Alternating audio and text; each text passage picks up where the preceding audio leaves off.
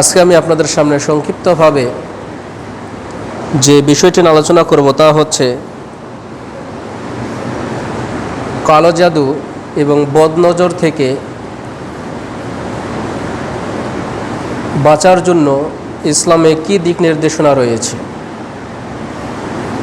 বা বদনজর এবং কালো জাদু থেকে বাঁচার উপায়। বর্তমানে আমরা বিভিন্নভাবে বিভিন্ন জায়গায় যেটি দেখতে পাচ্ছি তা হচ্ছে একজন মানুষ আরেকজন মানুষের ভালো কিছু দেখতে পায় না। শ্বশুর তার ছেলের বউয়ের উপরে জাদু করার চেষ্টা করে, আবার স্বামী তার স্ত্রীর উপরে করে, স্ত্রী তার স্বামীর উপরে করে। আবার দেখেন শ্বশুর শাশুড়ি জামাইয়ের উপরে করে, বেটার বউয়ের উপরে তার শ্বশুর শাশুড়িরা করে। প্রতিবেশীর সঙ্গে একটু কিছু হলেই বিভিন্নভাবে বান মারার চেষ্টা করে, জাদু করার চেষ্টা করে, তার উপর কোনো কিছু প্রভাব করার চেষ্টা করে, দিয়ে তার ক্ষতি করার চেষ্টা করে। এটা একটা মারাত্মক একটি সমস্যা। এখন প্রশ্ন হচ্ছে যে এগুলো কেন করে, এগুলো কি সত্য কি না, এবং এগুলো থেকে পরিত্রাণের উপায় কি? জাদু বা জিন ভূত এগুলো আছে কি না? আল্লাহ যদি কখনো তৌফিক দান করেন, জিন ভূত সম্পর্কেও কখনো আলোচনা করা হবে ইনশাআল্লাহ। কোনো ব্যক্তি যদি জিন ভূত নেই এ মর্মে যদি সন্দেহ পোষণ করে, তার ঈমান থাকবে না। জিন ভূত আছে এটাই বিশ্বাস করতে হবে। আমরা যেরকম একটা জাতি, তারাও একটা জাতি। আমাদের ভিতরে যেরকম বিয়ে শাদী হয়, ব্যবসা বাণিজ্য করি, কাজকর্ম করি, তাদের ভিতরেও এগুলো হয়।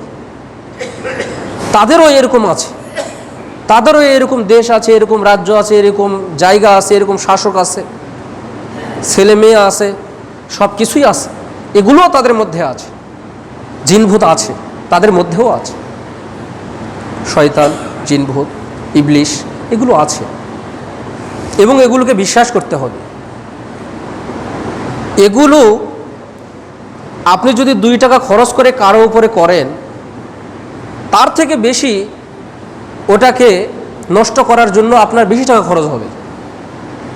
আপনি যদি 2-4 হাজার টাকা দিয়ে যদি কারো উপরে এই বান মারেন, যদি ধরে নেন 2000 টাকা খরচ হলো, তাহলে ওটা যখন নষ্ট করতে যাবে, কবিরাজের কাছে যখন যাবে, তাহলে দেখবেন সে আরো বেশি টাকা চাইবে। এটা একটা মারাত্মক একটি সমস্যা। আসেন আমরা প্রথমে ধারাবাহিকভাবে হয়তো 2 জুমা আলোচনা করব। আজকে আলোচনা করার পরে কিছু থাকবে হয়তো। মানুষের 2 ধরনের শত্রু রয়েছে। প্রথম শত্রু হচ্ছে মানুষ। একজন মানুষের শত্রু 2 শ্রেণীর, একটা হলো মানুষ শত্রু, আরেকটা হলো জিন শত্রু। এ সম্পর্কে আল্লাহ তাআলা নিজেই বলছেন পবিত্র কোরআনে যে তোমরা আল্লাহর কাছে আশ্রয় চাও কার থেকে? মিনাল জিন্নাতি ওয়ান নাস, জিন এবং মানুষের থেকে তোমরা আল্লাহর কাছে আশ্রয় চাও। তার মানে জিন যেরকম একটা শয়তান মনে করেন, ওইরকম মানুষরূপী কিছু শয়তান রয়েছে যারা আপনার ক্ষতি করার জন্য বসে রয়েছে। তার মানে তাদের থেকেও আল্লাহ নিজেই পরিত্রাণ পেতে বলেছেন। এখন কথা হলো, মানুষের কাছ থেকে বাঁচার জন্য কি পদ্ধতি অবলম্বন করতে পারেন?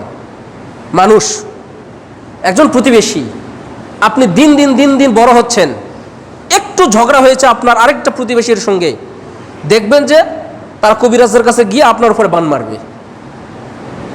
কি করবে? এটা আসলে বাস্তব কথা, এবং এটা হচ্ছে, অহরহ হচ্ছে।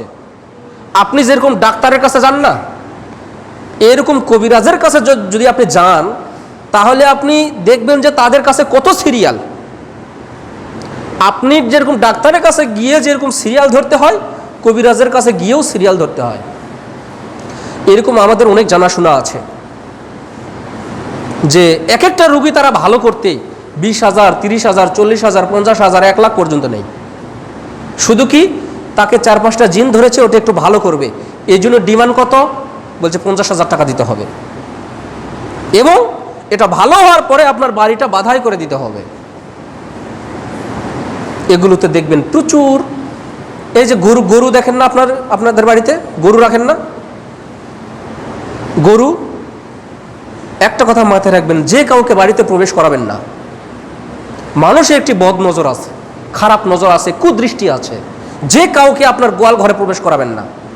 সব সময় চেষ্টা করবেন যে গোয়াল ঘরটা যেন মানুষের কাছ থেকে আর করে রাখা যায়। মানুষ একটা হিঁক পারে না, হা এতগুলো গরু, এত বড় বড় গরু, এটা আপনার ক্ষতি করবে। এটা ইসলাম আপনাদেরকে বলে যেটা আপনার ক্ষতি করবে। আপনার ছেলে পড়াশোনা করে, বদনজর কাকে বলে একটু বুঝাই। এই যে গরু, অনেক বড় বড় 5-7টা গরু, হ্যাঁ এতগুলো গরু, ক্ষতি করবে এটা আপনার ছেলে পড়াশোনা করে, বিরাট ভালো ছাত্র, অনেক পড়াশোনা করে, আপনার বাড়িতে একটা প্রতিবেশী এসেছে, হ্যাঁ আপনার ছেলে এত পড়াশোনা করে, মানে আপনার ছেলের সামনেই বলতেছে অনেক ভালো, সারাক্ষণ পড়ে দেখি। আপনার ছেলেটা শুনলো তো মনে করবো আমি পড়াশোনা তো করি, দেখবেন যে মোবাইল পেয়েছে, গেম খেলা শুরু করে দিয়েছে, ধীরে ধীরে ধীরে গেমের প্রতি আসক্ত হয়ে গেছে, লেখাপড়ার দিকে গোল্লায় চলে যাচ্ছে। বদনজর, কুদৃষ্টি তার লেগেছে। এজন্য আল্লাহর কাছে আশ্রয় প্রার্থনা করতে হবে। এটা আছে এবং এটা বাস্তব এবং এটা বিশ্বাস করতে হবে।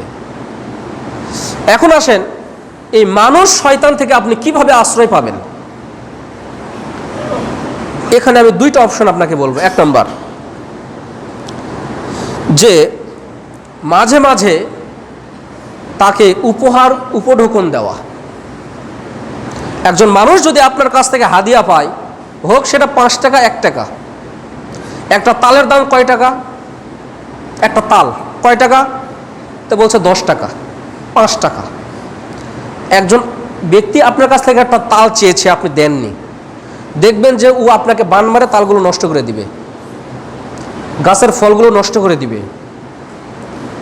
আপনি বলেছেন যে 1 কেজি দুধ দেন তো আমার মেয়ে আসবে, দেননি, আপনার দেখবেন যে আপনার গরুর ক্ষতি করার চেষ্টা করবে।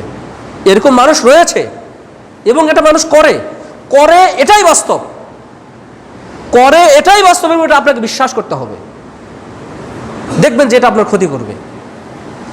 তো ও আপনার কাছে 1 কেজি চেয়েছে, তো আপনি দিতে পারেননি। আপনার বাড়িতে যদি হাফ কেজি দুধ খাওয়ার জন্য রাখেন, 1 পোয়া দিয়ে বলবেন দেখেন এটা টাকা দিতে হবে না, এমনিতেই দিলাম, কিন্তু 1 কেজি আজকে দেওয়া যাচ্ছে না, তার কারণ এটা দুধ নেই। ও টাকা দিয়ে কিনার থেকে যে খুশিটা হয়তো ওই 1 পোয়া পেলে তার থেকে বেশি খুশি হবে, ও খুশি থাকবে। মানুষকে হালকা হলেও দেওয়া শিখেন, উপহার দেওয়া শিখেন, দিয়ে কি হবে? শত্রুতা কমবে, শত্রুতা কমে যাবে। আল্লাহ তাআলা বলছেন তাহাদু তাহাব্বু, তোমরা, আল্লাহই বলছেন যে আবু হুরায়রা রাদিয়াল্লাহু তাআলা আনহু থেকে বর্ণিত, তিনি বলছেন তাহাদু, তোমরা উপহার দাও, তোমরা মানুষকে উপহার দাও, তাহলে কি হবে? তাহাব্বু, তোমাদের মধ্যে ভালোবাসা সৃষ্টি হবে। সে 1 টাকাও হতে পারে, 5 টাকাও হতে পারে। একজন মহিলা, শুধু মহিলাকে দিয়ে সমালোচনা করলে মহিলা মা বোনেরা আবার কষ্ট পায় না, এগুলো তাদের মধ্যে বেশি হয়, এর জন্য কথাটা বলছি, ছেলেদের মধ্যেও হয়। একজন আরেকজনের বাড়িতে গিয়ে বলছে যে আমার ল্যাপটা খুলে লাড়ি দিয়েছিলাম কভারটা, তো একটু সেলাই করব, সাদা একটু সুতা হবে, দর্জি বাড়ি কিন্তু। তো বলছে না হবে না, নাই আছে কিন্তু, এই হয়তো 2 হাত সুতা লাগতো, দিলেই কিন্তু হয়, দাম কিন্তু কি নয়, 1 টাকাও নয়, দেয়নি। তো ও বাহিরে গিয়ে সমালোচনা করছে ওর নামে, কেন? দুনিয়ার সমালোচনা, কত কি বলছে, মানে ওটুকু সুতা পায়নি, এজন্য ওটুকু সুতা দেয়নি, এজন্য বাহিরে গিয়ে তার নামে এত সমালোচনা করছে। কোনো কারণে হতে পারে মেয়েটার বিবাহ ভেঙে গিয়েছে, গিয়ে বলবে কি জানেন, বিয়ে এমনি হচ্ছে না, স্বামীর বাড়িতে হয়তো কাউকে কিন্তু দিত না, কিপটা, এটা সেটা, এতটুকু সুতা চাইছি, আসে দেয় না, হ্যান ত্যান, মানে বহু 6-9 করে বলবে। মানে যত 6-9 করে বলা যায় এটা তাদের মধ্যে বেশি হয়। তো একটু উপহার দেওয়ার চেষ্টা করবেন, শত্রুতা কমে যাবে। 2 নাম্বার, মানুষের সঙ্গে বন্ধুত্বের আচরণ করা, নরম ভাষায় কথা বলা। আমার একটু সর্দি এবং কাশি কয়েকদিন থেকে, এই জন্য একটু কষ্ট হচ্ছে। আল্লাহ তাআলা বলছেন, ওয়ালা তাস্তাবিল হাসানাতু ওয়ালা সাইয়্যা ইদফা' বিল্লাতী হিয়া আহসান ফাইযা আল্লাযী বাইনাকা ওয়া বাইনাহু আদাওয়া কাআন্নাহু ওয়ালিয়্যুন হামীম। আল্লাহ তাআলা বলছেন, ওয়ালা তাস্তাবিল হাসানাতু ওয়ালা সাইয়্যা, তুমি মন্দকে প্রতিহত করো ভালো কাজের মাধ্যমে, ভালো কথার মাধ্যমে। ইদফা' বিল্লাতী হিয়া আহসান, তাহলে কি হবে? ফাইযা আল্লাযী বাইনাকা ওয়া বাইনাহু আদাওয়া, তাহলে তোমাদের মাঝে একজন আরেকজনের মাঝে শত্রুতা কি হয়ে যাবে? দূর হয়ে যাবে। কাআন্নাহু ওয়ালিয়্যুন হামীম, এবং কি হবে? তোমরা একজন আরেকজনের অন্তরঙ্গে বন্ধু পরিণত হয়ে যাবা, খুব ঘনিষ্ঠ বন্ধু পরিণত হবা। কি করলে? কেউ তোমার সঙ্গে অন্যায় করেছে, ও তোমার কাছে এসে মাফ চাচ্ছে, মাফ করে দেন। কেউ তোমাকে খারাপ বলেছে, তুমি তাকে বলিও না। ও তোমাকে বলছে ও খারাপ, এটা সেটা, আপনি তার প্রতিবাদ করিয়েন না, বিচার আল্লাহকে দেন, যে আল্লাহ এটা বিচার তুমি করো, তুমি জানো আমি অন্যায় করিনি। কমপক্ষে অন্যায় থেকে আল্লাহ আপনাকে রক্ষা করবেন, শত্রুতা থেকে আল্লাহ আপনাকে রক্ষা করবেন। আমার এই কথাগুলো আপনি পরীক্ষা করে দেখবেন। একজন আপনার সামনে কঠোরভাবে আপনাকে ধমক দিচ্ছে, গালাচ্ছে, খুব কথা বলছে বাজারে, আপনি নরম করে চুপ করে থাকেন, দেখবেন যে আপনার ইনশাআল্লাহ কোনো ক্ষতি হবে না। 2 নাম্বার, সালাম দেওয়া। সালাম মানুষের মাঝে মহব্বত সৃষ্টি করে, এটা আমি প্রায় 2-3 জুমা আলোচনা করেছিলাম। তো এই হাদিসটা আবু হুরায়রা রাদিয়াল্লাহু তাআলা আনহু থেকে বর্ণিত, তিনি বলছেন, আল্লাহ নবী বলছেন, লা তাদখুলুল জান্নাতা হাত্তা তুমিনু ওয়া লা তুমিনু হাত্তা তাহাব্বু আও লা আদুল্লুকুম আলা শাই ইযা ফাআলতুমুহু আফশুস সালামা বাইনাকুম। আল্লাহ নবী এখানে যে কথাটা বলছেন সেটা হচ্ছে, তোমরা তোমাদের মাঝে সালামের প্রসার ঘটাও, তাহলে তোমাদের মাঝে ভালোবাসা সৃষ্টি হবে। তো এজন্য এই 2টা কাজ আপনারা অবলম্বন করতে পারেন, শত্রুতা দূর হবে ইনশাআল্লাহ। তার কারণ প্রতিবেশী আরেকটা প্রতিবেশীকে ওই সময়ই দেখতে পায় না, দেখবেন ধীরে ধীরে সে আর্থিক দিক দিয়ে সচ্ছলতা এসে যাচ্ছে, অটোমেটিক আশেপাশের লোকজন তার উপরে হিংসা সৃষ্টি করবে, হিংসা করবে। এটা 100-100 বাস্তব কথা, এটা একদম বাস্তব কথা, যে সে কেন এত উন্নত হচ্ছে, তার দোকান এত কেন বড় হচ্ছে, তার জমি কেন এত বৃদ্ধি হচ্ছে, তার টাকা পয়সা কেন এত বৃদ্ধি হচ্ছে, এতে মানুষের হিংসা হবেই। এটা হলো বদনজর। এগুলোর থেকে বাঁচার জন্য আপনারা এই কয়েকটা কাজ অবলম্বন করতে পারেন। গাছ থেকে বড়ই পেরেছেন, আশেপাশের 2টা বাড়িতে যারা নিতে এসেছে, বড়ই কুড়াইতে এসেছে, মানে যখনই বড়ইটা ঝোঁক দিবেন না, টিনের উপর পড়লে শব্দ হবে, দেখবেন যে গাছের নিচে হাজির, বান্দারা হাজির, গাছের আশেপাশে বান্দারা হাজির বড়ই নেওয়ার জন্য। তাদেরকে 2-4টা করে দেন। কোনো কারণে একটা পিচ্চি এসেছে বড়ইয়ের গাছের নিচে, সবাইকে দিয়েছে, কোনো কারণে তাকে আর নজরে পড়েনি, আর তাকে 4টা বড়ই দেয়নি। ও বাড়িতে গিয়েছে কাঁদতে কাঁদতে, আমাকে বড়ই দিল না। ওর মা এই কথা না সেই কথা, এই গাল সেই গাল, এই কথা সেই কথা, অমুকের ছেলেকে আমি এটা দেই সেটা দেই, আর সে আমাকে 4টা বড়ই দিল না আমার সন্তানকে। দেখবেন যে কত কথা এরকম হয়। কিন্তু তো ভালোবাসা সৃষ্টি হবে কখন? যখন আপনি হালকা পাতলা লেনদেন করার চেষ্টা করবেন, এবং এই পদ্ধতিটা আপনারা নিজেরাও অবলম্বন করবেন, ইনশাআল্লাহ আপনার উপকার হবে। যখন আলু উঠাবেন, যদি কেউ মনে করে যে ভাই 4টা আলু দেন তো একটু বাটাম করে খাবো, আমাদের গ্রাম্য ভাষায় যেটা বলে, দিয়ে দেন, ইনশাআল্লাহ কমবে না। কৃপণতা এটাই আপনার ক্ষতি। 2টা দিবেন, আপনার অনেক উপকার হবে ইনশাআল্লাহ, উপকার হবে, এটাই বিশ্বাস করেন। তখন আলুর মন হচ্ছে 1000 টাকা। এখন আমার মা বলতেছে যে আলুর কাছে তুই থাক, তোর বাপ থাকলে মানে খুব দানবীর। আমার আব্বা আবার খুব দানবীর মানুষ। দানবীর বলতে মানে যদি বলে যে 4টার জায়গায় 4টা নয় 6টা দেন, যদি কেউ বলে 5টা দেন তো বলে 5টা নয় 10টা নেন। তো এখন বলছে তুমি, আমাকে বলছে যে তুই থাক, তোর বাপ জমিতে থাক, আমার আব্বাকে জমিতে রাখবে, আর আমি বলছে তুই এখানে থাক। তে তারপরেও আব্বা মা আমাকে বলে দিল যে কেউ যদি চাই দিও, না জান করো না, যদি 2টা চাই তো 4টা দিও। তো আমি তারপরেও দিয়েছি। কমপক্ষে বিশ্বাস করবেন না, একবার রাস্তার পাশে আলুগুলো উঠানো হয় তো, আর আমাদের আলুটা হচ্ছে শুরুর দিকে, আনুমানিক ধরেন 1 মনের মতো আলু চলে গিয়েছে। সত্য কথা বলছি, প্রায় 1000 টাকা। এটা বাস্তব কথা বললাম, একদম বাস্তব কথা বললাম আমি। ও বলছে 4টা আলু দেন, ও বলছে 4টা আলু দেন, একটু 4টার জায়গায় 6টা নিচ্ছে। এখন কি বলো, নিয়ে যান। তো যাই হোক, দিবেন ইনশাআল্লাহ, শত্রুতা থেকে আল্লাহ রক্ষা করবে। এখন আসেন, দ্বিতীয় নম্বরে আসেন হচ্ছে জিন শয়তান। এই জিন শয়তান থেকেই আমার বিস্তারিত আলোচনা।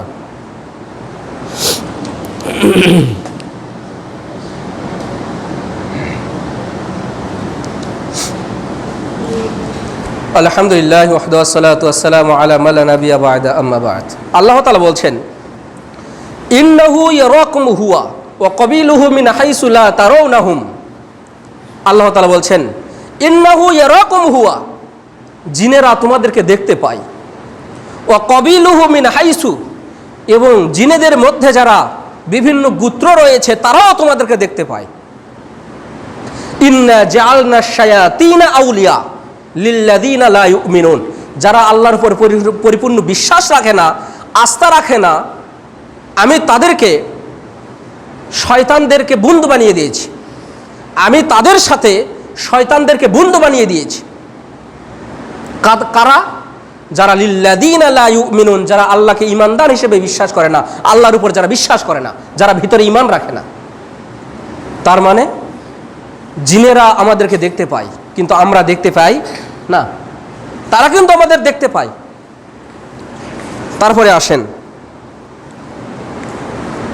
আল্লাহ তাআলা বলছেন, ওয়া ইম্মা ইয়ানজিআন্নাকা মিনাশ শাইতানি নাসউন ফাস্তাইজ বিল্লাহ ইন্নাহু হুয়াস সামিউল আলিম। আল্লাহ তাআলা বলছেন, ওয়া ইম্মা ইয়ানজিআন্নাকা মিনাশ শাইতান, যদি তোমরা একটু হলেও বুঝতে পারো যে শয়তান তোমাদেরকে কোনো কারণে খোঁচা দিচ্ছে বা ধোঁকা দিচ্ছে, এরকম যদি বুঝতে পারো, ফাস্তাইজ বিল্লাহ, তোমরা আল্লাহর কাছে তার থেকে আশ্রয় প্রার্থনা করো। ইন্নাহু হুয়াস সামিউল আলিম, নিশ্চয় আল্লাহ সব কিছু শোনেন এবং সব কিছু জানেন। তার মানে শয়তান খোঁচাও মারে, ধোঁকাও দেয়, আপনাকে গুতা মারে। এমন কোনো সন্তান নেই যেই সন্তান জন্মগ্রহণ করেছে আর শয়তান খোঁচা মারেনি। প্রতিটা সন্তানকে, ওই যে কেঁদে ওঠে না, শয়তান তখন তাকে খোঁচা মারে। স্পষ্ট সহিহ হাদিস। তারপরে আসেন, আল্লাহ তাআলা বলছেন, ওয়াকুর রব্বি আউযু বিকা মিন হামাযাতিশ শায়াতিন। আপনাদের কথা বলা হচ্ছে যে আপনারা সবাই বলেন, ওয়াকুর রব্বি আউযু বিকা, হে আল্লাহ, আমরা তোমার কাছে আশ্রয় প্রার্থনা করছি, মিন হামাযাতিশ শায়াতিন, শয়তানের কুমন্ত্রণা থেকে।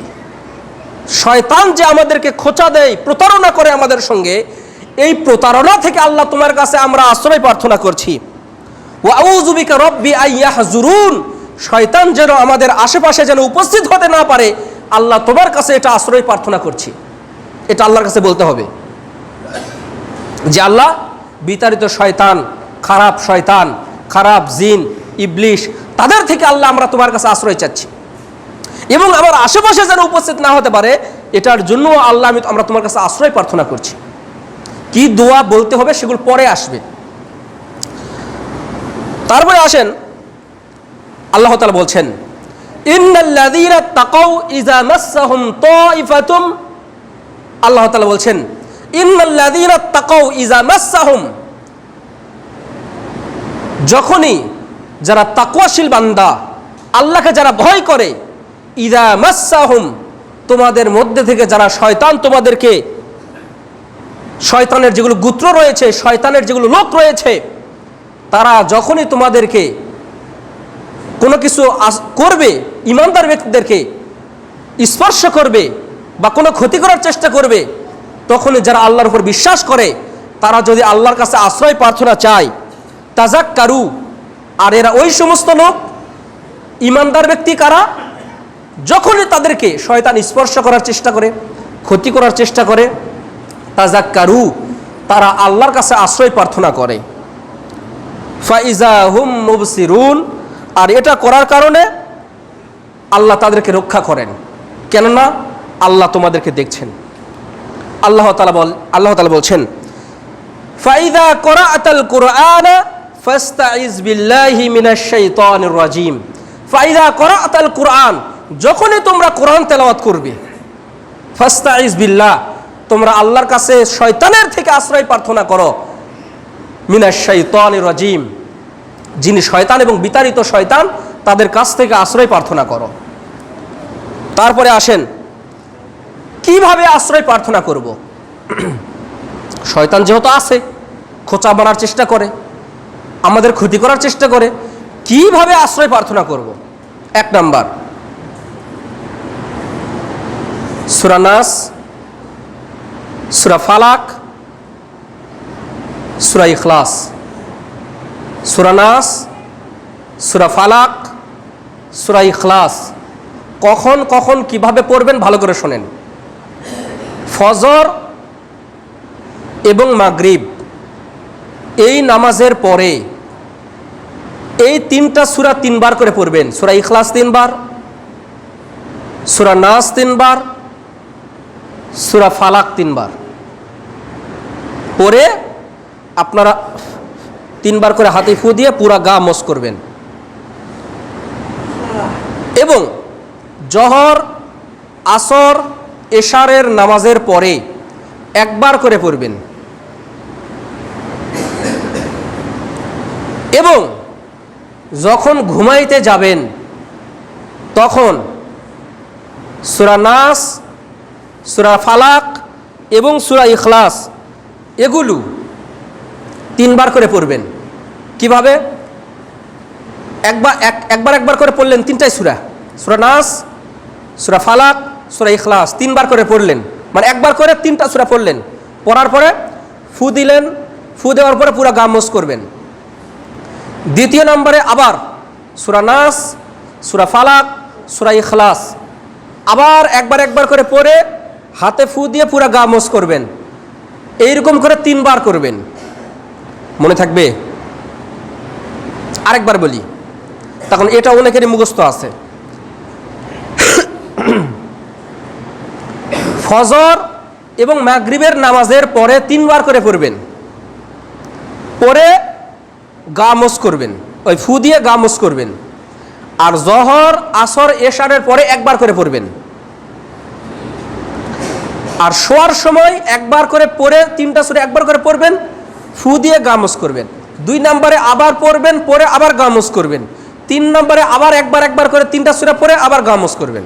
ইনশাআল্লাহ আপনাকে জিন, শয়তান, মানুষের কোনো কুনজর, মানুষ যদি আপনার উপর কোনো তাবিজ, পোলতাক যা কিছু করার চেষ্টা করুক না কেন, ইনশাআল্লাহ ইমানের সহিত যদি এটা আপনি পড়েন, আপনার কেউ কোনো ক্ষতি করতে পারবে না। ইনশাআল্লাহ, ইনশাআল্লাহ কেউ কোনো ক্ষতি করতে পারবে না। 2 নম্বরে আসেন আয়াতুল কুরসি। প্রত্যেক ফরজ সালাতের পরে আয়াতুল কুরসি পড়বেন এবং রাতে যখন ঘুমাইতে যাবেন তখন পড়বেন। আয়াতুল কুরসি সূরা বাকারার 255 নম্বর আয়াত। এটা আপনারা সকলেই পড়ার চেষ্টা করবেন ইনশাআল্লাহ। আমি এখন যে আলোচনাগুলো করছি এগুলো কিভাবে জিন ইবলিস থেকে আশ্রয় পাবেন এগুলো আমি বলছি। কেবল 2টা চলে গেল। 3 নম্বরে সূরা বাকারার শেষ 2 আয়াত করবেন। কখন? রাতে ঘুমানোর সময়।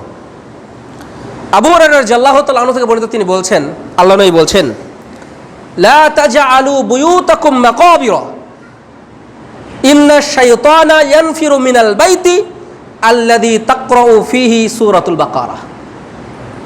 যেই বাড়িতে, আল্লাহ নবী বলছেন, তোমরা তোমাদের বাড়িকে কবর বানায়ো না। কবর কাকে বলে? যেখানে শুয়ে থেকে মানুষ কোনো কিছু পড়তে পারে না, কোনো কিছু বলতে পারে না, এটা হলো কবর। আর তোমরা তোমাদের বাড়িকে কবর বানায়ো না। লা তাজআলু বুয়ুতাকুম মাকাবিরা, তোমরা তোমাদের বাড়িকে কবর বানায়ো না। কেন বানাবো না? ইন্না শাইতানা ইয়ানফিরু মিনাল বাইতি, নিশ্চয় শয়তান সেই বাড়ি থেকে পলায়ন করে, আল্লাযী তাকরাউ ফীহি সূরাতুল বাকারা, যেই বাড়িতে সূরা বাকারার পড়া হয়। যেই বাড়িতে সূরা বাকারা পড়া হয় সেই বাড়ি থেকে শয়তান পালিয়ে যায়। আপনি যদি এত বড় সূরা তো যদি নাও পড়তে পারেন, মোবাইলে দিয়ে আপনি রুমে রেখে দিলেন, মোবাইলে বাজুক, দিনে একবার করে বাজাবেন। কয়বার করে? দিনে একবার করে বাজাবেন। আপনারা যা কিছু করেন করেন, সমস্যা নেই। রেকর্ড চালু করে দিয়ে ইউটিউবে পাওয়া যায় যে সূরা বাকারা লেগে সার্চ দিলে আসলো, চলুক, চলতে থাকুক। এই কাজটা করবেন। তারপরে আসেন, এটা গেল সূরা বাকারা শুধু। 4 নাম্বার, আব্দুল্লাহ বিন মাসউদ রাদিয়াল্লাহু তাআলা আনহু থেকে তিনি বলছেন, আল্লাহ নবী বলছেন, মান ক্বারাআ বিআয়াতাইনি মিন আখির সূরাতুল বাকারা ফি লাইলাতিন কাফাহু, কোন ব্যক্তি যদি সূরা বাকারার শেষ 2 আয়াত পড়ে, তাহলে আল্লাহ ওই ব্যক্তিকে রক্ষা করার জন্য যথেষ্ট হয়ে যাবেন। তাকে আর জিন ইবলিশ কোনো ক্ষতি করতে পারবে না। এত দোয়া দরুদ আছে, কিন্তু আমাদের সমস্যা হয় কেন? তার কারণ আমাদের শরীর প্রায় সময় নাপাক থাকে, প্রায় সময় নাপাক থাকে। সবচেয়ে ভালো সাথে সাথে গোসল করে নেবেন, আর ওই নাপাক শরীরে যেই সেই জায়গায় যাবেন না, যেই সেই জায়গায় যাবেন না। আর যদি কোনো কারণে খুব শীত, গোসল করলে সমস্যা হতে পারে, তাহলে ওযু করে তারপরে ঘুমাবেন। কি বললাম? ওযু করে তারপরে ঘুমাবেন। আমার কথাটা কি বুঝতে পেরেছেন? আমার কথাটা কি বুঝতে পেরেছেন? আমি যে বললাম এই কথাটা কোন দিকে ইঙ্গিত করলাম বুঝতে পেরেছেন? গোসল ভালোভাবে যদি নাও করতে পারেন, ওযু করে তারপরে ঘুমাবেন। এখন কি পুরুষকেই না দুজনকেই? দুজনেই আপনারা গোসল করবেন। এবং আপনারা গোসল ঠিকই করেন, কিন্তু গোসল কীভাবে করতে হয় এটাও জানেন না। এই জন্য শরীর দেখেন নাপাক নাপাকই দেখে যায়। গোসল ফরজ, গোসলের একটা নিয়ম আছে, নিয়মগুলো জেনে নেবেন। এখন আসেন, তারপরে 4 নাম্বার পর্যন্ত গেল না, 5 নাম্বার না, 5 নাম্বার পর্যন্ত গেল। 6 নাম্বার, যে কোনো ব্যক্তি যদি ইদা দাখালার রাজুলু বাইতাহু ফাযাকারাল্লাহ, যখন কোনো ব্যক্তি বাড়িতে বিসমিল্লাহ বলে প্রবেশ করে, তখন শয়তান বলে যে চলো, এই বাড়িতে থাকার জায়গা হবে না, চলো, বিসমিল্লাহ বলে লোকটা বাড়িতে প্রবেশ করেছে। যখন কোনো ব্যক্তি বাড়িতে প্রবেশ করে বিসমিল্লাহ বলে, তখন শয়তান বলে চলো, এই লোকটা বাড়িতে বিসমিল্লাহ বলে প্রবেশ করেছে, থাকার জায়গার হলো না, চলো। যখন খাবার খায়, খাবার খাওয়ার সময় যদি বিসমিল্লাহ বলে, তখন শয়তান বলে চলো, খাবারও পাওয়া যাবে না, তারপর খাওয়ার শুরুতে বিসমিল্লাহ বলেছে, তখন শয়তান ওই বাড়ি থেকে পালিয়ে চলে যায়। এজন্য রাতে মানে যখনই প্রবেশ করবেন বিসমিল্লাহ বলে প্রবেশ করবেন বাড়িতে, আর যখনই খাবার খাবেন বিসমিল্লাহ বলে খাবার খাবেন। ইনশাল্লাহ ওই বাড়িতে আপনার শয়তান থাকতে পারবেন না। 7 নাম্বার, যখন টয়লেটে যাবেন তখন একটা দোয়া আছে। আনাস রাদিয়াল্লাহু তাআলা আনহু থেকে বর্ণিত, তিনি বলছেন, আল্লাহ নবী বলছেন, যখন তোমরা টয়লেটে প্রবেশ করবা তখন তোমরা এই দোয়া বলো। সেটা কি? আল্লাহুম্মা ইন্নী আউযু বিকা মিনাল খুবসি ওয়াল খাবাইস, হে আল্লাহ, তোমার কাছ থেকে মেয়ে শয়তান এবং ছেলের শয়তান জিন থেকে আশ্রয় প্রার্থনা করছি। শয়তানের যে থাকার জায়গাগুলো, তার মধ্যে একটা হলো বাথরুম, গোসলখানা। এখানে তারা বেশি থাকে।